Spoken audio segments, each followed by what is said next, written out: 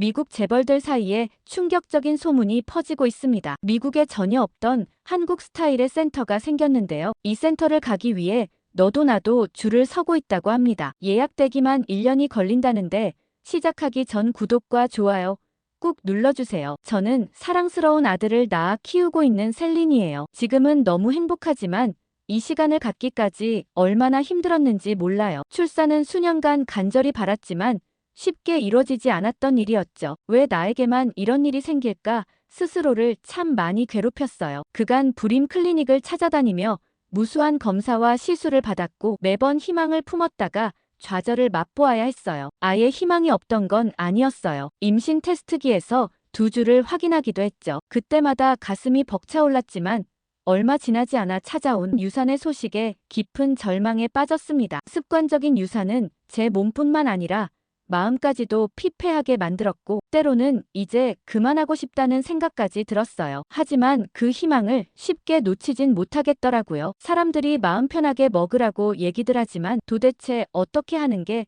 마음을 편하게 먹는 건지 괴로웠어요. 남편인 바스티안 역시 저만큼이나 괴로워했지만 언제나 제 곁에서 묵묵히 손을 잡아주었고 포기하지 말자는 말로 저를 격려해 주었죠. 그리고 마침내 수많은 시도 끝에 기적처럼 새로운 생명이 찾아왔습니다. 이번에도 처음에는 믿기지 않았어요. 병원에서 심장 소리를 듣고도 불안감이 완전히 가시지 않았죠. 그동안의 고통스러운 경험이 제게 쉽게 안심하지 말라고 속삭이는 것 같았습니다. 매일 밤 잠들기 전 복부를 쓰다듬으며 아기가 무사히 자라길 기도했어요. 하지만 이번만큼은 달랐습니다. 의사는 조심스러워하면서도 긍정적인 말을 건넸고 초음파 화면 속 아기의 모습은 날이 갈수록 선명해졌어요. 저도 모르게 눈물이 났고 바스티안도 감정을 주체하지 못하고 저를 꼭 끌어안았죠. 우리는 조심스럽지만 행복한 나날을 보내기 시작했으며 드디어 임신 소식을 가족들과 나눌 수 있게 되었습니다. 그러나 임신 과정은 제게 너무도 가혹했습니다. 이미 수많은 시술과 치료로 약해진 몸은 급격히 무너져 내렸고 심한 입덧으로 매일 아침을 고통 속에서 시작해야 했어요. 가벼운 집안일조차 하기 힘들 정도로 기운이 빠졌으며 누워있어도 어지러움이 몰려왔죠. 식사를 제대로 하지 못해 영양 불균형이 왔고 불면증에 시달리기도 했습니다. 병원에서는 절대적인 안정이 필요하다고 했고 바스티안은 모든 일을 도맡아 하며 제 건강을 최우선으로 생각했어요. 그는 출산 후 제가 어떻게 하면 빠르게 회복할 수 있을지 고민하기 시작했으며 매일 밤 인터넷을 검색하며 산모를 위한 정보를 찾아보았습니다. 그러던 중 바스티안이 다니는 회사에서 문제가 발생했어요. 원래라면 쉽게 해결될 사안이었지만 시기가 좋지 않았죠. 중요한 프로젝트가 마무리 단계였고 예상치 못한 기술적 결함이 드러났습니다. 클라이언트와의 약속 기한이 얼마 남지 않은 상황이었고 팀원들은 모두 긴장된 분위기 속에서 일하고 있었어요. 시간이 부족한 상황에서 실수를 바로잡아야 했고 많은 직원들이 밤늦게까지 남아 해결책을 찾고 있었죠. 바스티안은 이 문제를 해결하기 위해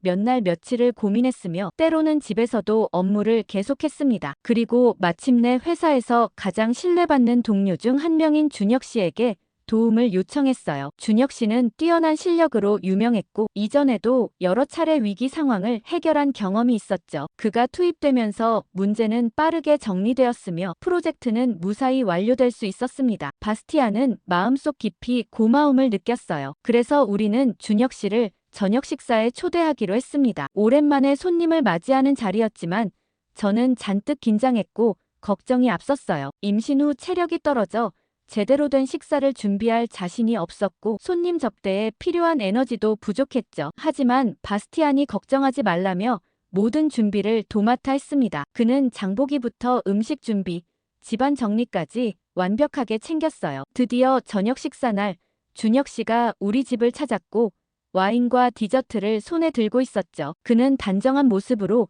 정중하게 인사를 건넸으며 제 상태를 걱정하며 편히 쉬라고 말했습니다. 우리는 편안한 분위기 속에서 식사를 시작했어요. 처음에는 바스티안과 준혁 씨의 회사 이야기를 주고받았습니다. 프로젝트의 성공적인 마무리와 앞으로의 계획들에 대해 이야기를 나누었죠. 저는 그저 조용히 경청했으며 두 사람의 대화를 통해 회사의 분위기를 간접적으로나마 느낄 수 있었어요. 그런데 시간이 지나면서 준혁 씨의 태도가 자연스럽게 저를 편하게 만들었고 대화의 주제도 점차 다양해졌습니다. 그는 예의 바르고 세심했으며 제 상태를 걱정하며 임신 중의 어려움에 대해 공감해 주었어요. 미국 문화에 익숙한 듯 했지만 어딘가 다른 따뜻함이 느껴졌죠. 처음에는 바스티안의 동료라는 인식이 강했지만 대화를 나누다 보니 저도 그와 편하게 이야기를 하게 되었으며 마치 오랜 친구처럼 느껴졌습니다. 출산이 얼마 남지 않았던 저는 자연스럽게 임신과 육아에 대한 이야기를 꺼냈어요. 첫 아이라 모든 것이 걱정되고 두려웠죠. 그러자 준혁 씨는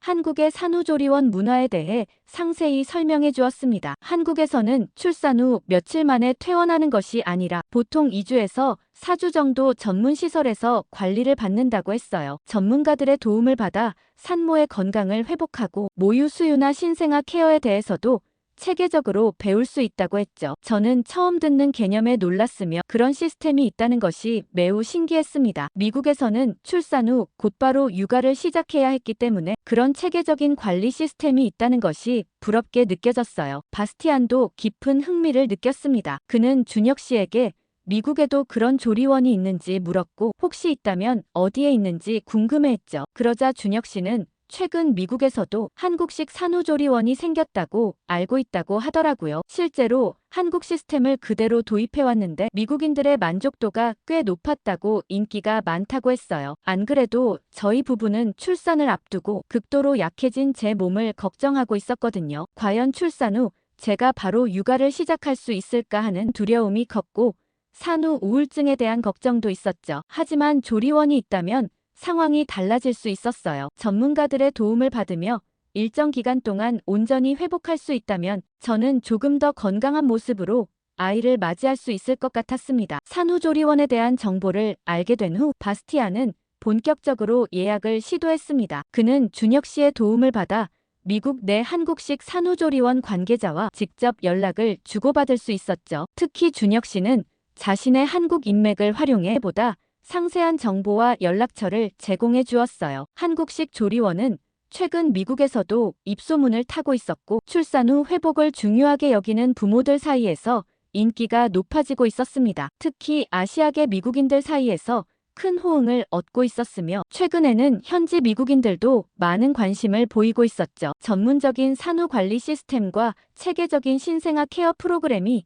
입소문을 타면서 더 많은 사람들이 관심을 가지게 되었어요. 하지만 현실은 생각보다 훨씬 어려웠습니다. 조리원은 이미 많은 예약이 차 있어 대기 명단조차 길었고 문의 전화조차 받기 어려울 정도였죠. 특히 출산을 앞둔 상위층 인사들과 일부 연예인들까지 이곳을 이용하고 있었어요. 할리우드 배우들과 유명 운동선수들의 아내들도 찾는다는 소문이 있었고 그로 인해 예약이 최소 1년 전부터 마감되는 것이 일반적이었습니다. 심지어 조리원은 예약금만 수천 달러에 달했고 VIP룸의 경우 그 금액이 더욱 높았죠. 바스티안은 매일같이 전화를 돌리고 이메일을 보냈지만 빈방이 없다는 얘기뿐이더라고요. 정말 포기해야 하나 생각하던 찰나 조리원에서 연락이 왔죠. 원래 예약되어 있던 사람이 갑작스럽게 취소하면서 한 자리가 비었다는 소식이었고 마치 기적 같은 순간이었습니다. 다행히 저의 출산 예정일과 거의 완벽하게 일치하더라고요. 다행히 아무 문제 없이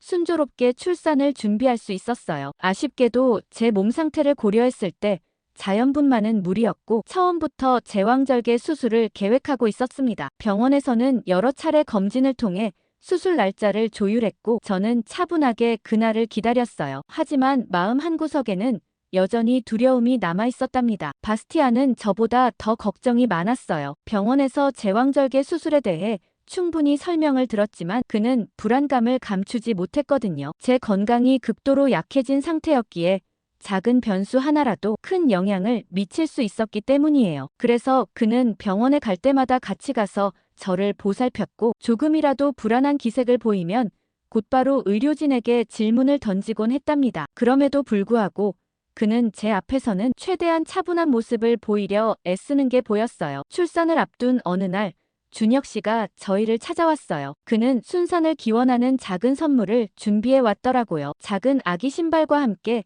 정성스러운 손편지가 담긴 선물이었죠. 그 선물을 받아든 순간 저와 바스티안은 깊은 감동을 느꼈어요. 준혁 씨는 많은 말을 하지 않았지만 그 마음이 충분히 전해졌답니다. 편지에는 이런 대단한 일을 꿋꿋이 견뎌낸 저희 둘을 축복하는 내용과 앞으로 아이를 건강하게 잘 키울 수 있을 것 같다는 응원의 말이 담겨 있었어요. 저는 감정을 주체할 수 없을 정도로 눈시울이 붉어졌어요. 출산을 앞둔 긴장된 순간에 이런 따뜻한 응원이 정말 큰 힘이 되었답니다. 드디어 수술 당일 바스티안은 제 손을 꼭 붙잡으며 잘 될 거라고 응원해 주었습니다. 하지만 수술이 시작되고 얼마 지나지 않아 저는 갑자기 심한 어지러움을 느꼈어요. 의료진들의 목소리가 점점 멀어지는 것 같았고 온몸에서 힘이 빠져나가는 느낌이 들었죠. 마치 깊은 물속으로 천천히 가라앉는 것 같은 그 순간 의료진들의 긴박한 대화가 희미하게 들렸어요. 혈압이 급격히 떨어지고 있다는 얘기, 그리고 산모 상태가 위험해서 즉시 응급처치 들어가야 한다고 했어요. 저는 그저 희미하게 들리는 그 소리들 속에서 우리 아기만은 무사히 태어나기를 간절히 바랐어요. 눈물이 차올랐습니다. 의료진들은 신속하게 움직였고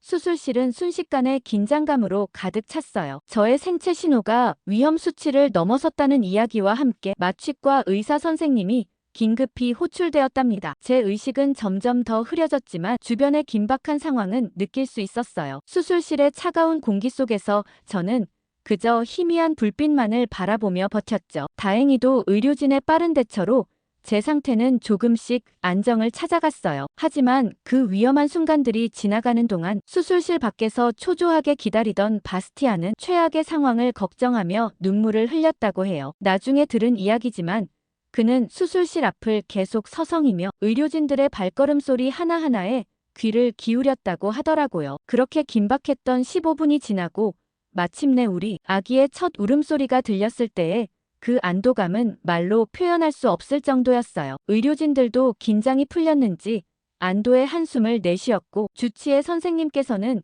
제게 따뜻한 미소와 함께 이제 괜찮다며 아기도 산모도 모두 안전하다고 말씀해 주셨답니다. 첫 울음소리가 병원 복도에 퍼졌을 때의 그 순간을 잊을 수가 없어요. 바스티안은 감격스러운 표정으로 눈물을 흘렸고 저는 온몸에 힘이 빠진 채 안도의 한숨을 내쉬었죠. 의사 선생님께서 아이가 건강하다고 전해주시며 축하 인사를 건네셨어요. 그 순간 저는 모든 고통이 잊혀지는 듯한 기분이 들었답니다. 바스티안이 곧장 다가와 제 손을 잡으며 사랑스러운 눈빛으로 바라봐 주었어요. 그동안의 기다림과 고통이 보상받는 듯한 순간이었죠. 미국에서는 보통 출산 후 며칠 동안 입원한 뒤 퇴원하는 것이 일반적이라고 하지만 저는 곧바로 예약해둔 한국식 산후조리원으로 이동하기로 했어요. 병원을 떠나면서 저는 조금씩 새로운 환경에 대한 기대감을 품기 시작했답니다. 아니나 다를까 조리원에 첫 발을 내딛는 순간부터 완전히 다른 세상에 온 것 같은 기분이 들었어요. 병원의 차갑고 건조한 공기,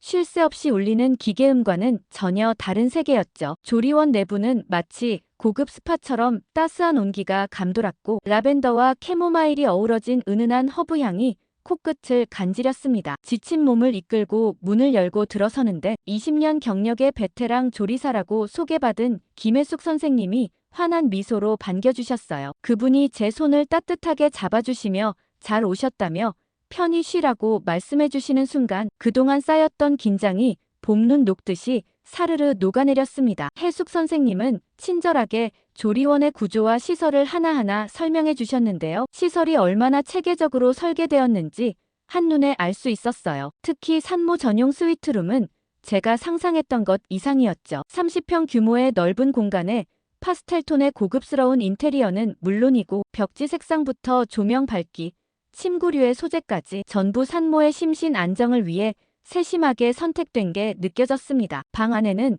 최고급 메모리 폼 매트리스가 깔린 킹사이즈 침대와 허리를 편하게 받쳐주는 온열 기능 좌석이 있었고 세면도구부터 수유용품까지 필요한 모든 물품이 손 닿는 곳에 완벽하게 정돈되어 있었어요. 특히 방 한쪽에 마련된 미니 주방에는 산모를 위한 각종 차와 간식이 구비되어 있어 더욱 감동이었습니다. 하지만 걱정인 건 제 아이를 어떻게 돌보는지였어요. 망설이며 혹시 아기들은 어떻게 관리되냐고 물어봤죠. 그러자 혜숙 선생님은 웃으시며 신생아실에는 신생아 전문 간호사 3명이 8시간씩 교대로 상주하면서 아기들의 체온과 호흡 그리고 수유 상태를 실시간으로 모니터링한다고 하더라고요. 혜숙 선생님께서는 아기에게 특이사항이 있으면 즉시 부모에게 연락하고 필요한 경우 협약병원의 소아과 전문의와 화상 진료도 가능하다고 설명해 주셨습니다. 게다가 밤중에도 전문가들이 아기를 세심하게 돌봐주니 걱정하지 말라고 하셨어요. NICU 간호사 출신 선생님들이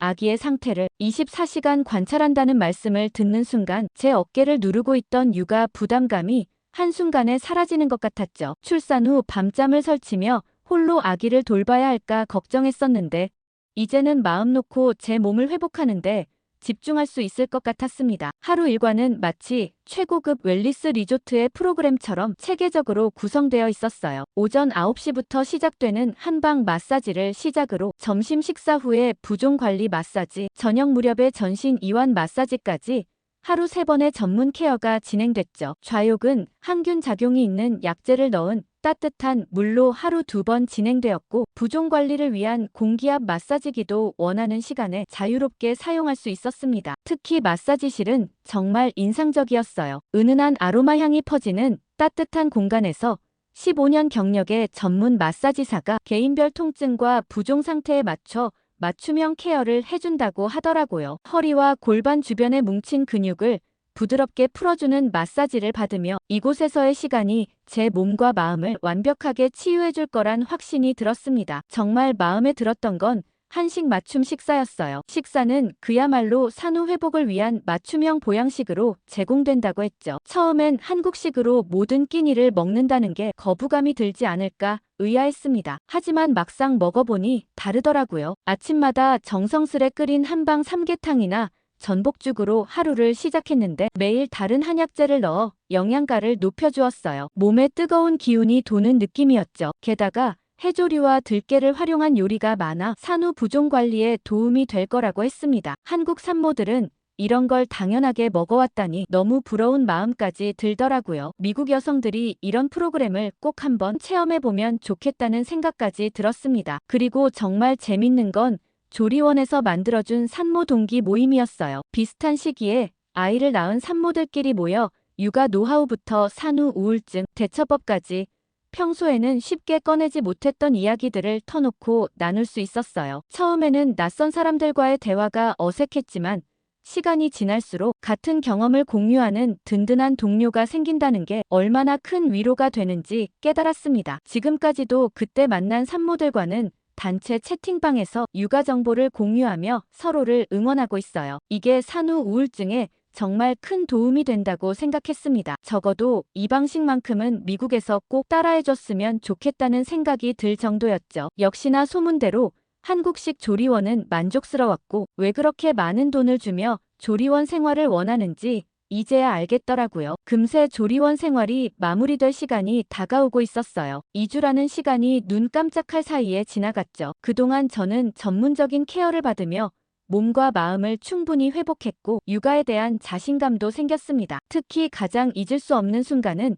김혜숙 선생님과 함께했던 경험이었어요. 혜숙 선생님은 단순히 조리사의 역할을 넘어 마치 가족처럼 제 곁을 지켜준 소중한 존재였죠. 밤낮으로 저의 건강을 살피고 때로는 따뜻한 위로를 건네주시던 그분의 모든 순간이 제 마음속에 깊이 새겨졌습니다. 가장 기억에 남는 하루가 있었죠. 그날 유독 몸이 무겁고 기운이 없어 침대에서 일어나기조차 힘들었어요. 그동안 회복이 순조롭게 진행되는 것 같았는데 갑자기 찾아온 피로감에 당황스러웠죠. 그때 혜숙 선생님이 저의 상태를 금방 알아차리고는 따뜻한 대추차 한 잔을 건네주셨습니다. 그분은 차분한 목소리로 산후에는 몸을 따뜻하게 하는 게 중요하다며 직접 만드신 한방차를 권하셨어요. 대추와 생강 또 계피가 어우러진 달콤하고 은은한 향의 차를 한 모금 마시자 온몸이 나른해지며 긴장이 풀렸죠. 그분은 제 옆에 앉아 조용히 이야기를 들어주시며 출산 후 겪는 신체적, 정신적 변화에 대해 상세히 설명해 주셨습니다. 그래서일까 조리원을 떠나는 날 혜숙 선생님과의 이별이 정말 쉽지 않았어요. 퇴소 수속을 마치고 짐을 정리하는 동안에도 마음이 무거웠죠. 그때 혜숙 선생님이 조용히 다가오셔서 정성스럽게 포장된 수제 보온팩을 건네주셨습니다. 항상 몸을 따뜻하게 유지하라는 말씀을 해주셨어요. 저도 감사의 마음을 담아 준비해둔 작은 선물을 전해드렸죠. 향초와 핸드크림이 담긴 작은 선물 상자였습니다. 그분의 손을 꼭 잡으며 진심을 담아 인사드렸죠. 2주라는 짧은 시간이었지만 제 인생에 깊이 각인될 소중한 인연이었어요. 저희는 서로의 건강과 행복을 기원하며 아쉬운 작별을 나누었습니다. 집으로 돌아온 후 저의 평온한 일상이 시작되었어요. 조리원에서 배운 대로 규칙적인 생활을 하며 건강관리에 신경 썼죠. 완전히 회복된 어느 날 절친한 친구 이바나로부터 뜻밖의 연락이 왔습니다. 그녀는 첫 출산을 2달 앞두고 있었고 출산과 육아에 대한 많은 걱정을 안고 있었어요. 저는 자연스럽게 조리원에서의 경험을 이야기하기 시작했죠. 한국식 조리원의 체계적인 관리 시스템과 따뜻한 돌봄이 제게 얼마나 큰 도움이 되었는지 상세히 들려주었습니다. 이바나는 제 이야기를 듣고 깊은 관심을 보이며 한국 조리원을 예약해야겠다고 하더라고요. 그러나 제가 머물렀던 조리원은 이미 6개월치 예약이 가득 차 있었습니다. 미국 현지에서도 입소문이 나면서 대기자가 넘쳐났고 단기간 내 이용은 거의 불가능한 상태였어요. 실망한 이바나를 위해 저는 다른 대안을 찾아보기로 했죠. 지인들에게 문의도 하고 인터넷으로도 열심히 정보를 수집했습니다. 다행히도 최근 같은 지역에 새로 문을 연 프리미엄 조리원이 있다는 소식을 접하게 되었어요. 시설과 프로그램은 제가 경험했던 곳과 비슷했으며 오히려 일부 시설은 더 현대적으로 업그레이드 되어 있었죠. 산후 피부 관리 프로그램도 추가되어 있어서 이바나에게 더할 나위 없이 좋은 선택지가 될 것 같았습니다. 출산을 한 달여 앞둔 이바나의 목소리에는 설렘과 불안이 교차하고 있었어요. 저는 그녀에게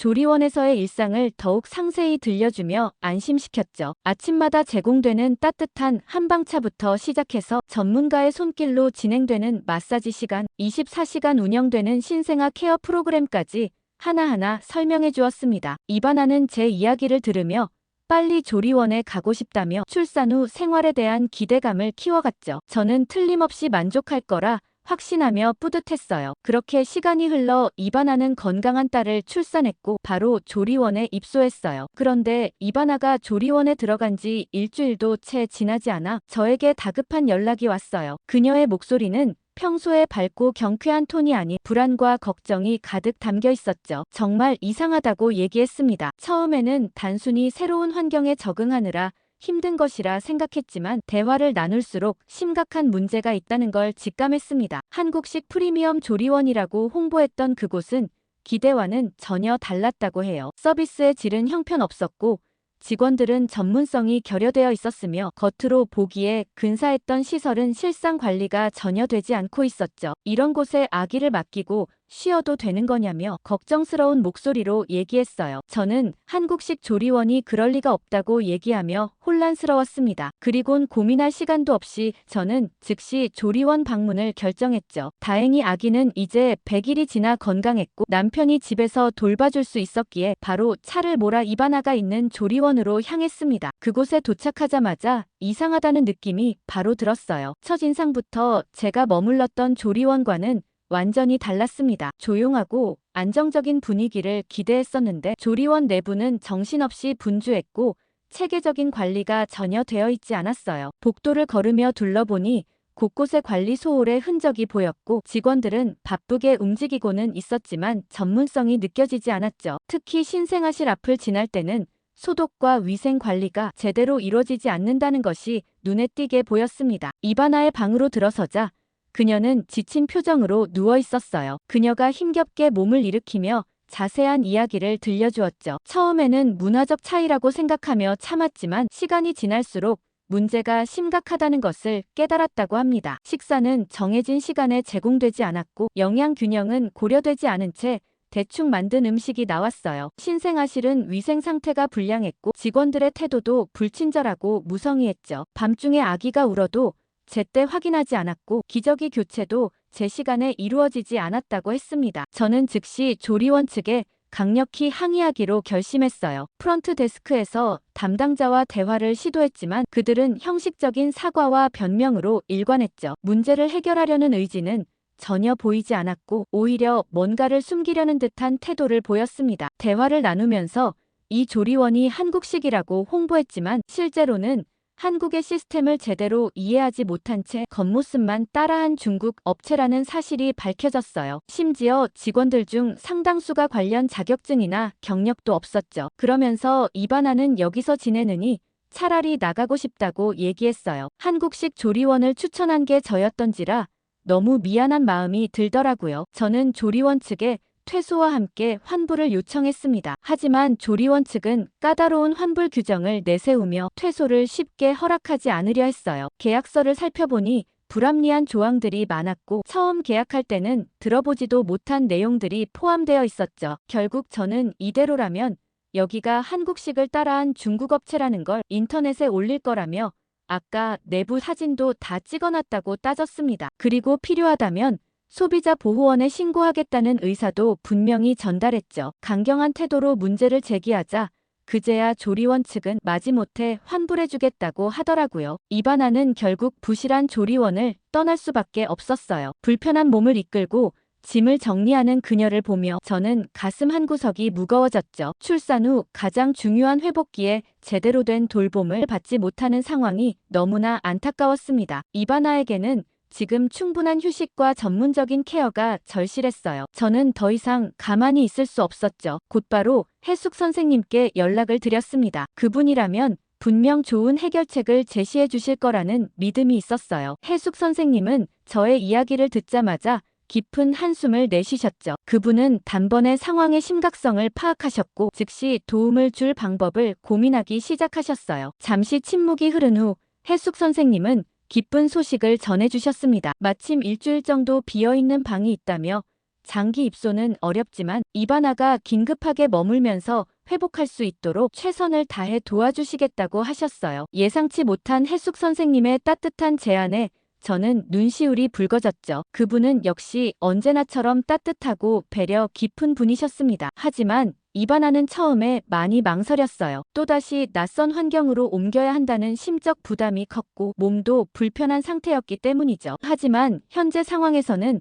다른 선택지가 없다는 것을 그녀도 잘 알고 있었습니다. 결국 해숙 선생님의 조리원으로 이동하기로 결정했을 때 그녀의 지친 표정에 작은 희망이 스쳐 지나갔어요. 저는 이바나에게 여긴 진짜 다르다며 나만 믿으라고 안심시켰죠. 새로운 조리원에 도착하자마자 저희는 확연한 차이를 느낄 수 있었습니다. 로비에 들어서는 순간부터 따뜻한 톤의 조명이 공간을 포근하게 감싸고 있었고 은은한 한방향이 코끝을 감쌌어요. 해숙 선생님은 직접 현관까지 나오셔서 이바나를 맞이하셨고 따뜻한 미소와 함께 세심한 안내를 해주셨죠. 특별히 준비해두신 따뜻한 찜질팩과 허브티를 건네시며 고생 많았다며 필요한 게 있으면 언제든지 얘기하라고 하셨죠. 그러자 이바나의 눈시울이 붉어졌습니다. 방에 들어서자 이바나는 완전히 다른 세상에 온 듯한 표정을 지었어요. 깨끗하게 정돈된 공간에는 고급 침구가 준비되어 있었고 산모의 편안한 휴식을 위한 각종 보조기구들이 세심하게 배치되어 있었죠. 창가에는 은은한 향의 가습기가 가동되고 있었고 따뜻한 온도로 유지된 실내는 그야말로 완벽한 휴식 공간이었습니다. 이전 조리원과는 비교조차 할 수 없을 만큼 전문적이고 세련된 환경이었어요. 조리원 생활이 시작되면서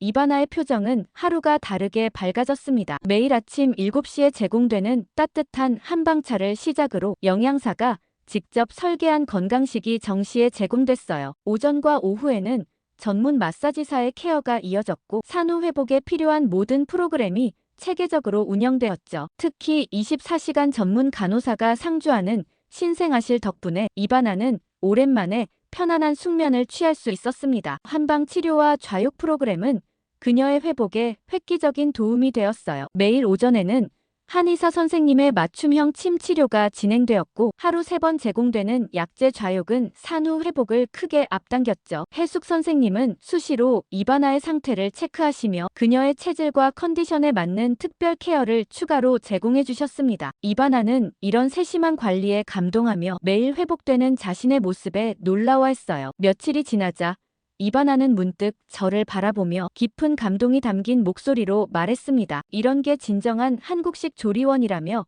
여기 오길 진짜 잘한 것 같다고 얘기하더라고요. 그리곤 고맙다고 했어요. 저는 미소 지으며 내가 왜 그토록 한국식 조리원을 추천했는지 이제야 이해했냐고 대답했습니다. 이바나가 조리원을 떠나는 날 해숙 선생님과의 작별 인사는 특별했어요. 그녀는 해숙 선생님께 진심 어린 감사 인사를 전하며 따뜻한 포옹을 나누었죠. 짧은 시간이었지만 그녀의 완벽한 회복을 위해 해숙 선생님이 보여주신 정성과 배려는 오래도록 기억될 것 같습니다. 저 역시 다시 한번 해숙 선생님께 깊은 감사의 마음을 전했어요. 그분이 아니었다면 이바나는 훨씬 더 힘든 시간을 보내야 했을 테니까요. 이 경험을 통해 저는 한국식 조리원의 의미를 다시 한번 깨달았습니다. 그곳은 단순히 쉬어가는 공간이 아니라 새로운 생명을 맞이한 산모들에게 따뜻한 보살핌과 전문적인 케어를 제공하는 특별한 곳이었어요. 그리고 그 진심 어린 보살핌이야말로 진정한 한국식 조리원이 가진 가장 소중한 가치라는 것을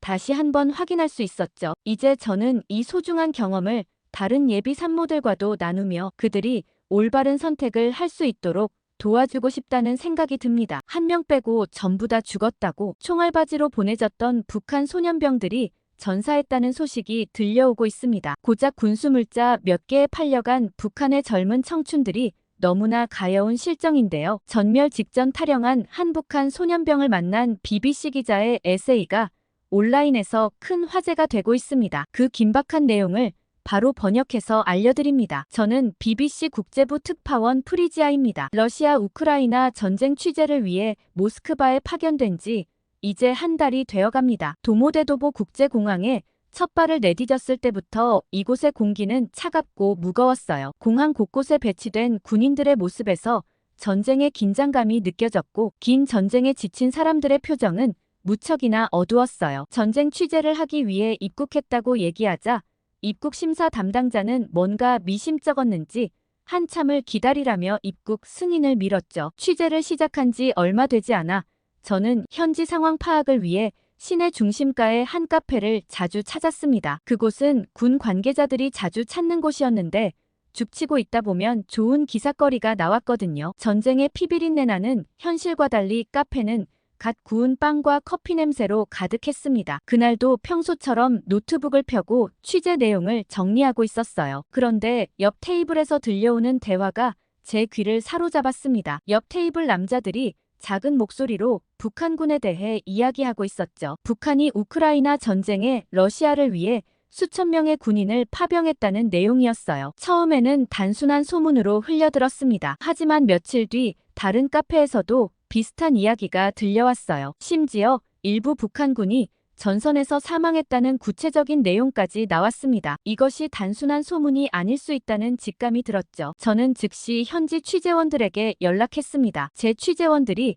최근 러시아 루안스크 쪽에서 동양인 군인들이 보인다고 연락해왔어요. 아마도 북한 군인인 것으로 추정된다는 얘기를 덧붙였죠. 하지만 뭔가 이상했습니다. 북한의 장교 8명이 전투가 시작하자마자 사망했다는 소식이 믿기지가 않았어요. 런던의 편집장에게 이 소식을 전하자 즉시 추가 취재를 지시했습니다. 이 정보의 신빙성을 확인하기 위해 저는 러시아 군사보안 전문가를 수소문했어요. 며칠간의 노력 끝에 마침내 한 전문가와 만남을 약속할 수 있었습니다. 만남 장소로 향하는 동안 거리는 평소보다 더 적막했어요. 어수선한 국제 정세 속에서 이런 위험한 취재를 하는 데 있어 두려운 마음도 들더라고요. 약속 장소는 도시 외곽의 한적한 카페였죠. 주변을 둘러보니 감시하는 듯한 시선이 느껴져 등골이 서늘했습니다. 카페에 도착하자 군사 전문가는 이미 자리에 앉아 있었어요. 그는 창가 자리에서 밖을 주시하고 있었습니다. 제가 다가가자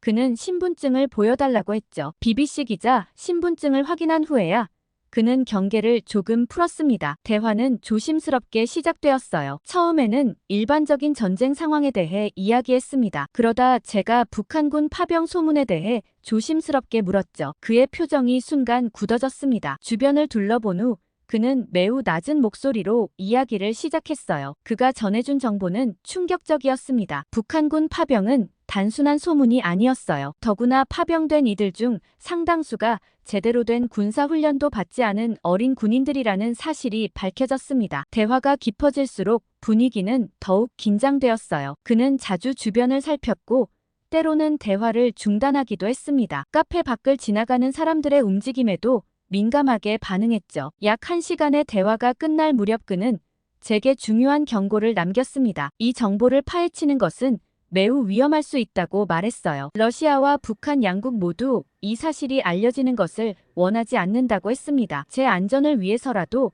더 이상의 취재는 하지 않는 것이 좋겠다는 조언도 남겼죠. 하지만 저널리스트로서 이 이야기를 그대로 묻어둘 수는 없었습니다. 진실을 밝히는 것이 제 사명이었으니까요. 카페를 나서는 순간 저는 이미 더 깊은 취재를 결심한 상태였습니다. 군사 전문가와의 만남 이후 호텔로 돌아온 그날 밤 한 통의 이메일이 도착했습니다. 발신인은 표시되지 않았고 단지 진실을 알고 싶다면 영상을 확인하세요라는 짧은 메시지만 있었어요. 첨부된 파일을 열어보니 어둡고 흐릿한 영상이 재생되었습니다. 화면 속에는 한 젊은 군인이 있었어요. 그는 낡은 러시아군 군복을 입고 있었지만 체구는 매우 작고 마른 편이었습니다. 영상은 누군가가 몰래 촬영한 듯 했어요. 화면이 흔들리고 초점도 자주 흐트러졌습니다. 하지만 그 속에서 들려오는 음성은 선명했죠. 북한식 억양이 묻어나는 한국어였습니다. 영상의 언어를 이해할 수 없어 음성만 따로 분석해 번역기로 돌렸지만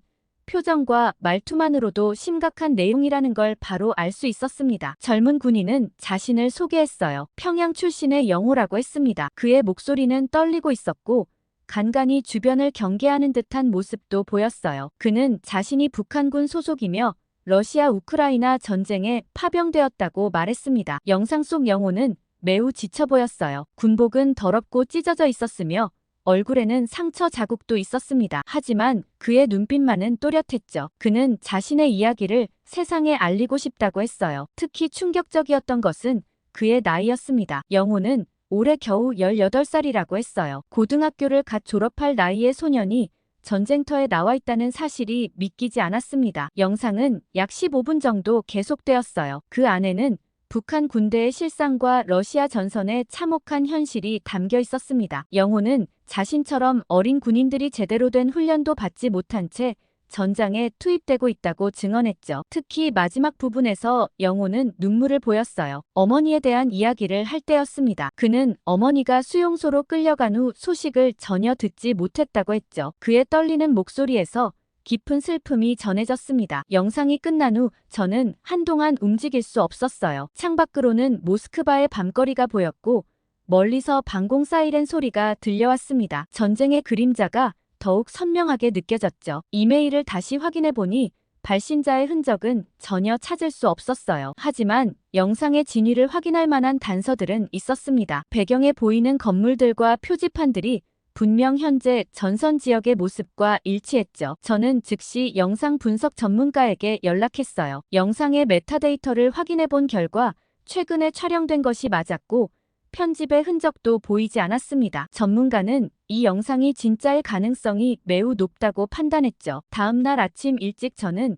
현지 취재원들에게 영호라는 이름의 북한군 병사에 대해 수소문했어요. 놀랍게도 얼마 지나지 않아 그와 관련된 정보들이 하나둘씩 모이기 시작했습니다. 영호는 실제로 존재했고 최근까지 루안스크 지역에서 목격되었다는 증언이 나왔어요. 몇몇 증언자들은 그가 특히 어린 나이였다는 점을 기억하고 있었습니다. 한 증언자는 영호가 다른 북한군들과 달리 러시아어를 조금 할 줄 알았다고도 했죠. 이 영상은 단순한 제보가 아닌 구조 요청처럼 보였어요. 영호는 영상 속에서 여러 차례 도움을 요청했고 자신과 같은 처지의 다른 북한 청년들도 있다고 말했습니다. 그의 절박한 호소가 가슴에 깊이 남았죠. 밤새 영상을 반복해서 보면서 저는 이 이야기를 어떻게 다뤄야 할지 고민했어요. 이것은 단순한 전쟁 보도를 넘어선 인권 문제였습니다. 한 소년의 생명이 걸린 문제였고 수많은 다른 젊은이들의 운명이 걸린 사안이었죠. 그리고 영상 속에서 영호가 마지막으로 한 말이 계속 머릿속을 맴돌았습니다. 그는 자신이 전하는 이야기가 북한에 남은 다른 젊은이들에게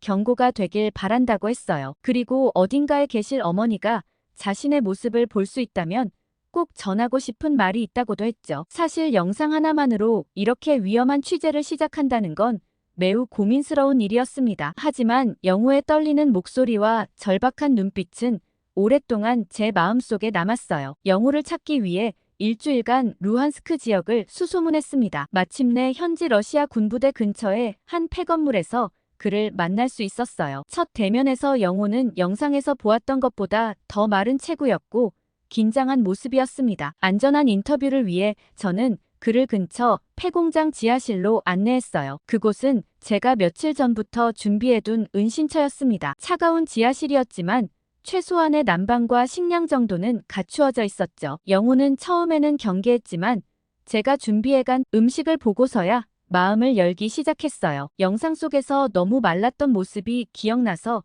먹을 걸 챙겨가야겠다고 생각했거든요. 그는 자신의 이야기를 천천히 풀어나갔어요. 평양 제1중학교에서 최고 성적을 받았던 수재였다고 했습니다. 특히 수학과 과학 분야에서 두각을 나타냈고 북한의 과학자가 되는 것이 꿈이었다고 했죠. 어머니와 단둘이 살았던 집은 평양 통일거리에 있었다고 해요. 아버지는 어릴 때 사고로 돌아가셨고 그 후로 어머니는 장마당에서 장사를 하며 영호를 키웠다고 했습니다. 비록 가난했지만 어머니의 사랑으로 행복했다고 했죠. 평소 어머니는 영호의 공부를 전폭적으로 지지했어요. 장마당에서 힘들게 번 돈으로 영호에게 참고서를 사주었고 때로는 몰래 외국 과학책도 구해주었다고 합니다. 어머니는 항상 영호가 큰 사람이 되기를 바랐다고 했죠. 특히 인상 깊었던 것은 매일 아침 어머니가 만들어주던 식사 시간이었다고 해요. 형편이 어려워도 어머니는 꼭 영호를 위해 따뜻한 밥과 국을 준비했다고 했습니다. 시장에 가서 제일 좋은 반찬거리를 골라오시곤 했다고 하네요. 영호의 목소리가 떨리기 시작한 것은 어머니의 비밀 상자 이야기를 할 때였어요. 어느 날 우연히 어머니의 옷장 깊숙이 숨겨진 작은 나무 상자를 발견했다고 했습니다. 그 안에는 오래된 사진 한 장과 주소가 적힌 종이가 있었다고 해요. 사진 속에는 어머니와 닮은 여자가 있었다고 합니다. 어머니의 엄마 즉 영호의 할머니와 그 가족 사진이었죠. 주소는 서울 종로구의 한 동네 주소였어요. 어머니는 그 상자를 발견한 영호에게 처음으로 할머니의 이야기를 들려주었다고 했습니다. 6.25 전쟁 당시 할머니의 가족들은 서울에 남게 되었고 어렸던 할머니는 가족을 잃고 북으로 오게 되었다고 해요. 어머니는 평생 그 주소를 간직하며 언젠가는 한국 가족들을 만나 한국에서 살아야 한다는 게 할머니의 유언이었다고 했어요. 남북 정상회담 당시 한국의 할머니 가족들이 영호와 영호의 어머니를 꼭 챙겨주겠다고 걱정 말라고 했다고 하더라고요. 그래서인지 어머니는 그 상자를 매우 조심스럽게 다뤘다고 합니다. 밤늦게 혼자 상자를 열어보며 사진을 어루만지는 모습을 종종 목격했다고 해요. 어머니에게 그것은 가장 소중한 보물이자 가장 큰 비밀이었다고 했습니다. 영호는 어머니가 그 주소를 왜 그토록 소중히 간직했는지 이제야 이해할 것 같다고 했어요. 분단의 아픔이 단순히 역사책 속의 이야기가 아닌 자신의 가족사였다는 것을 뒤늦게 깨달았다고 했습니다. 영호의 눈에는 눈물이 고여 있었어요. 차가운 지하실에서 들려주는 그의 이야기는 한 가족의 아픈 역사였고 한반도의 현실이었습니다. 그리고 그 이야기 속에는 어머니의 한없는 사랑과 그리움이 담겨 있었죠. 영호의 목소리가 더욱 떨리기 시작했습니다. 그날의 이야기를 시작하면서 그의 눈빛이 흐려졌어요. 2023년 12월에 차가운 새벽이었다고 했습니다. 어머니는 평소처럼 이른 새벽에 장사 준비를 하고 계셨고 영호는 시험 공부를 하고 있었어요. 갑자기 현관문을 두드리는 소리가 들렸다고 합니다. 보이부 요원들이었죠. 그들은 어머니가 한국 드라마를 보았다는 제보를 받았다고 했습니다. 집안 구석구석을 뒤지기 시작했어요. 영호는 어머니가 숨겨두었던 USB를 발견할까봐 가슴이 떨렸다고 했습니다. 어머니가 가끔 늦은 밤 혼자 드라마를 보는 것을 알고 있었거든요. 그것은 어머니의 작은 위안이자 즐거움이었다고 했죠. 결국 보이부는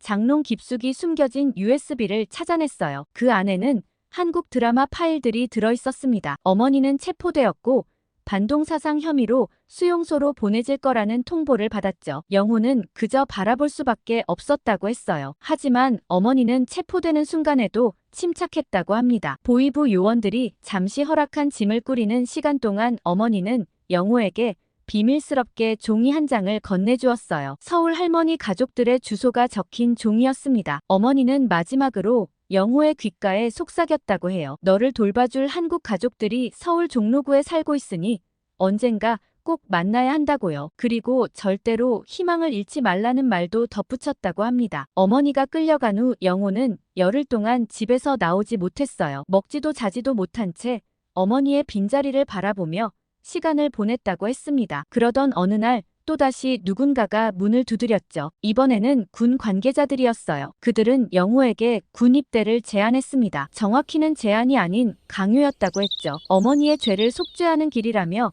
군 입대가 유일한 선택지라고 말했다고 해요. 영호는 하루 만에 소위 계급을 받았다고 합니다. 어떠한 시험도 훈련도 없었어요. 그저 군복을 입히고 계급장을 달아주었을 뿐이었죠. 그리고 곧바로 러시아로 파병된다는 통보를 받았다고 했습니다. 출발 전날 밤 영호는 어머니가 숨겨두었던 나무 상자를 열어보았다고 해요. 할머니의 주소가 적힌 종이를 가슴에 품고 잠들었다고 합니다. 그것이 평양에서의 마지막 밤이었죠. 다음 날 새벽 영호는 다른 젊은 군인들과 함께 비행기에 올랐어요. 아무도 그들이 어디로 가는지 정확히 알지 못했다고 했습니다. 단지 러시아와 우크라이나의 전쟁에 참전한다는 것만 알았을 뿐이었죠. 비행기 안에서 영호는 주머니 속 종이를 만지작거렸다고 해요. 어머니의 마지막 말씀을 떠올리며 언젠가는 꼭 서울의 할머니를 찾아가리라 다짐했다고 했습니다. 그것이 영호가 버틸 수 있는 유일한 희망이었죠. 이야기를 마치며 영호는 주머니에서 낡은 종이 한 장을 꺼냈어요. 수없이 접었다 폈던 자국이 선명한 종이였습니다. 거기에는 서울 종로구의 한 주소가 희미하게 적혀 있었죠. 영호는 전쟁터로 투입된 첫날을 선명하게 기억하고 있었습니다. 루한스크 전선에 도착한 지 채 24시간도 되지 않아 실전에 투입되었다고 해요. 총 쏘는 법도 제대로 배우지 못한 채 전투복과 무기만 지급받았습니다. 처음 배치된 곳은 포위된 마을 외곽이었어요. 영호와 함께 온 북한 소년병들은 모두 19명이었다고 합니다. 대부분 영호처럼 18살이었고 20살이 넘는 병사는 단 한 명도 없었죠. 첫날 밤 그들은 폐허가 된 건물 지하에 모여 앉았어요. 추위를 피하기 위해 서로 바짝 붙어 앉아 고향 이야기를 나누었다고 합니다. 평양에서 온 동기도 있었고 함흥과 원산에서 온 친구들도 있었죠. 한 친구는 어머니가 해주시던 평양냉면 이야기를 했고 또 다른 친구는 동생과 함께 갔던 모란봉 소풍 이야기를 했어요. 모두가 가족을 그리워했고 언젠가 돌아갈 날을 기다린다고 했습니다. 그러나 전쟁의 현실은 잔인했다고 해요. 다음 날 아침 첫 전투에서 3명의 동료를 잃었습니다. 포격이 시작되자 대부분이 겁에 질려 움직이지도 못했고 제대로 된 방어도 하지 못했죠. 영호는 눈앞에서 친구가 쓰러지는 모습을 보았다고 했어요. 불과 몇 시간 전까지 고향 이야기를 나누던 친구였습니다. 그날 이후 영호는 밤마다 악몽에 시달렸다고 했죠. 일주일이 지나자 19명 중 8명만이 남았어요. 나머지는 모두 전사했거나 크게 다쳐 후송되었다고 합니다. 살아남은 이들의 눈빛은 날이 갈수록 공허해져 갔죠. 특히 충격적이었던 것은 민철이라는 친구의 죽음이었다고 해요. 민철은 영호의 가장 친한 친구가 되었는데 평양 고등중학교 동창이었다고 합니다. 둘은 매일 밤 귓속말로 탈출 계획을 나누었죠. 하지만 민철이는 계획을 실행하기 하루 전날 전사했어요. 적의 저격수에게 머리를 맞았다고 했습니다. 영호의 눈앞에서 일어난 일이었죠. 민철의 마지막 말은 어머니였다고 해요. 살아남은 소년병들은 밤이 되면 서로부터 잠을 청했다고 합니다. 누구도 혼자 있기를 두려워했어요. 포격 소리가 들릴 때마다 어머니를 부르며 우는 병사들도 있었죠. 시간이 갈수록 그들은 자신들이 총알바지로 보내졌다는 것을 깨달았어요. 러시아군은 그들을 가장 위험한 지역에 배치했고 가장 위험한 임무를 맡겼다고 했습니다. 방탄복도 제대로 지급되지 않았죠. 영호는 매일 밤 주머니 속에 서울 주소가 적힌 종이를 만졌다고 해요. 그것이 그를 버티게 해준 유일한 희망이었다고 합니다. 어머니의 마지막 말씀과 서울에 계신 할머니 가족을 떠올리며 살아남기를 다짐했죠. 어느샌가 19명 중 단 5명만이 남았어요. 살아남은 이들의 표정에서는 더 이상 두려움조차 찾아볼 수 없었다고 합니다. 그저 공허함만이 남았죠. 전쟁은 18살 소년들의 영혼을 앗아갔다고 했어요. 그러던 영호에게 한 줄기 희망이 생기는데요. 당시 러시아군 군수물자 보급을 담당하던 고려인 3세인 영수 할아버지는 우연히 북한 소년병들의 존재를 알게 되었다고 합니다. 매주 화요일마다 군수물자를 전달하러 오던 영수 할아버지는 처음 영호를 보고 놀랐다고 해요. 너무 어린 군인의 모습에 자신의 어린 시절이 떠올랐다고 했습니다. 할아버지는 6.25 전쟁 당시 14살이었죠. 영수 할아버지는 군수물자를 전달할 때마다 영호에게 특별한 관심을 보였어요. 어느 날은 일부러 영호를 물자 운반 도우미로 지명했다고 합니다. 그렇게 둘은 자연스럽게 대화를 나누게 되었죠. 할아버지는 자신의 이야기를 들려주었어요. 1950년 전쟁이 일어났을 때 가족과 헤어진 이야기였습니다. 부산으로 피난 가던 중 동생과 어머니를 잃어버렸고 그 후로 70년이 넘도록 소식을 모른다고 했죠. 영수 할아버지는 소련으로 건너간 후 고려인으로 살아왔다고 해요. 전쟁의 아픔을 잊으려 했지만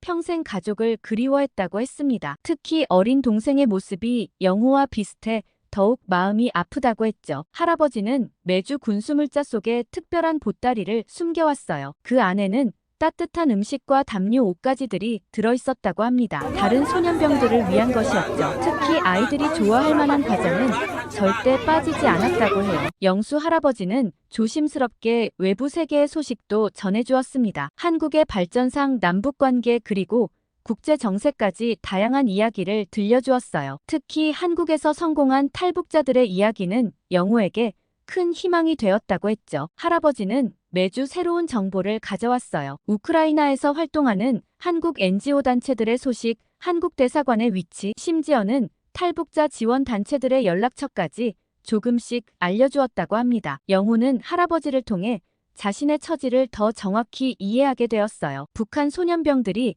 전쟁의 총알바지로 이용되고 있다는 사실, 그리고 이것이 국제법 위반이라는 것도 알게 되었다고 했습니다. 특히 감동적이었던 것은 할아버지가 건네준 작은 라디오였다고 해요. 한국 방송을 몰래 들을 수 있는 소형 라디오였습니다. 영호는 그것을 통해 처음으로 자유로운 한국의 목소리를 들을 수 있었죠. 영수 할아버지는 마지막 만남에서 결정적인 정보를 전해주었어요. 영국 BBC 취재진이 북한군 파병 문제를 취재하기 위해 이 지역에 와 있다는 소식이었습니다. 그건 바로 제 이야기였어요. 게다가 당시 할아버지는 현지 한국인 교민회와 연락이 닿았다고도 했어요. 교민회에서 탈북자 지원 경험이 있는 분들이 영호의 탈출을 도와줄 수 있다고 했습니다. 구체적인 탈출 계획도 세워놓았다고 했죠. 할아버지의 계획은 먼저 영호가 전투 중 부상을 가장하고 후방으로 이송되는 것이었습니다. 그곳에서 한국인 교민이 운영하는 임시병원으로 옮겨진 뒤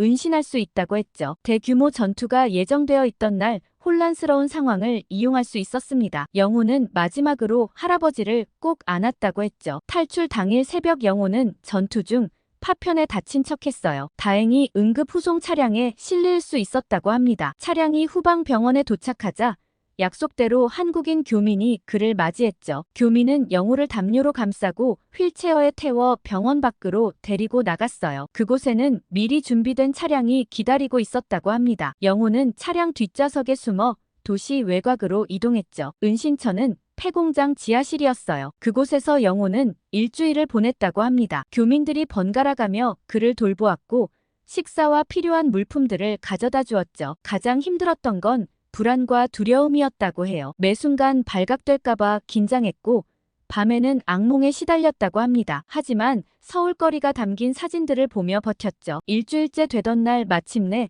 저와의 만남이 성사되었어요. 저는 그렇게 영호를 처음 만났고 그의 증언을 들을 수 있었습니다. 영호는 떨리는 목소리로 모든 이야기를 들려주었죠. 영호의 이야기는 6시간 동안 진행되었어요. 영호는 북한에서의 삶부터 전쟁터에서의 경험까지 모든 것을 이야기했습니다. 특히 전우들의 죽음과 총알바지로 이용된 진실을 강조했죠. 긴 시간 걸친 영호의 이야기에 저와 촬영팀은 절로 숙연해졌습니다. 전쟁으로 인한 피해를 이토록 어린 소년이 겪고 있었기 때문이죠. 하루빨리 이 인터뷰를 편집해 세상에 내보이고 싶다는 의지가 강하게 들었어요. 영호는 마지막으로 북한에 남은 다른 젊은이들에게 하고 싶은 말을 남겼어요. 절대 희망을 잃지 말라는 것, 그리고 자유를 향한 용기를 가지라는 메시지였습니다. 그의 눈에는 눈물이 고여 있었죠. 취재를 마친 후 우리는 영호의 안전한 탈출을 도왔어요. BBC의 도움으로 그는 영국 대사관의 보호를 받을 수 있었습니다. 이제 그의 새로운 삶을 위한 첫걸음이 시작된 것이었죠. 인터뷰를 마치며 영호는 주머니에서 낡은 사진 한 장을 꺼냈어요. 서울 종로구의 거리가 담긴 그 사진이었습니다. 그는 곧 그곳에서 가족들을 만날 수 있을 거라고 믿는다고 했죠. BBC 본사로 돌아온 후 다큐멘터리 제작은 본격적으로 시작되었어요. 영호의 증언을 바탕으로 북한 소년병들의 실상을 파헤치는 작업이었습니다. 취재 과정에서 수집한 자료들을 정리하면서 불안한 징후들이 나타나기 시작했어요. 호텔 방이 누군가에 의해 뒤져진 흔적이 발견되었고 제 휴대폰은 도청된 것 같은 정황이 있었습니다. 특히 충격적이었던 것은 런던 자택 우편함에서 발견된 경고장이었어요. 러시아어와 한글이 뒤섞인 글씨로 진실을 파헤치면 위험할 수 있다는 내용이었습니다. 편지에는 제가 영호를 만났던 은신처 사진도 들어있었죠. 하지만 다큐멘터리 제작은 계속되어야 했어요. 영호의 증언을 뒷받침할 추가 증거들을 모으기 시작했습니다. 현지 취재원들과 고려인 사회의 도움으로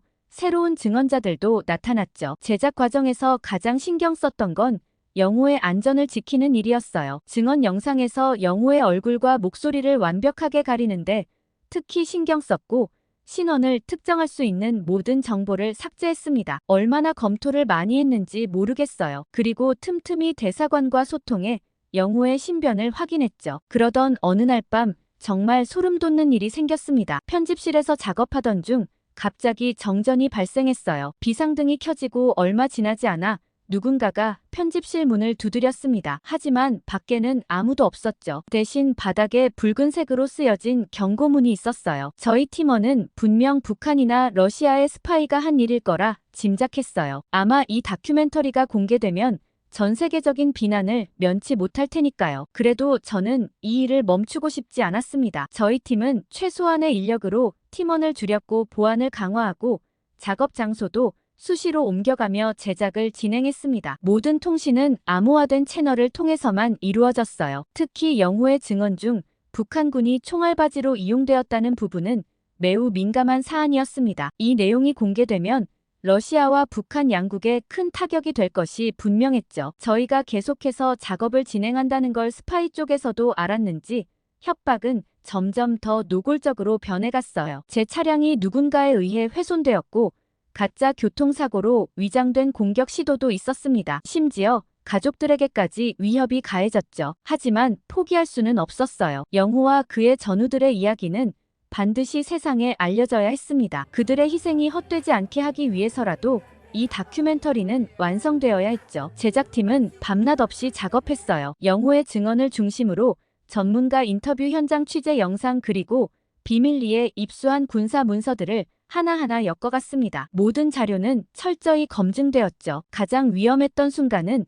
북한군 내부 문건을 입수했을 때였어요. 이 문서는 북한이 러시아에 파병한 군인들의 실제 명단과 나이를 담고 있었습니다. 대부분이 18살 전후의 어린 군인들이었다는 충격적인 사실이 담겨 있었죠. 드디어 다큐멘터리가 완성되어갈 무렵 마지막 협박이 왔어요. 본사 편집실 컴퓨터가 해킹을 당했고 모든 파일이 삭제될 뻔했습니다. 다행히 백업 자료가 있어 큰 피해는 없었지만 전체 파일을 다시 작업해야 했어요. 방송 직전에 프로젝트가 엎어지는 바람에 또다시 많은 시간이 걸릴 테지만 저희 팀은 그럴수록 더더욱 이 문제를 밝히고 말 거라는 다짐을 했습니다. 저는 영상 하나를 만드는 게 아닌 수많은 젊은이들의 생명을 살리는 일을 하고 있었으니까요. 진실은 반드시 세상에 알려져야 했고 우리는 그 과정에서 어떤 위험도 감수할 준비가 되어 있었죠. 조금만 기다려주시면 저희 팀이 꼭 북한 소년병에 대한 진실을 밝히고 영호를 안전하게 한국으로 보내려고 해요. 저희 팀에게 응원의 댓글 많이 달아주세요. 구독과 좋아요는 영상 제작에 큰 힘이 됩니다. 영호에 대한 이야기는 뒷이야기가 전해지는 대로 전달드리겠습니다. 감동 필름이었습니다.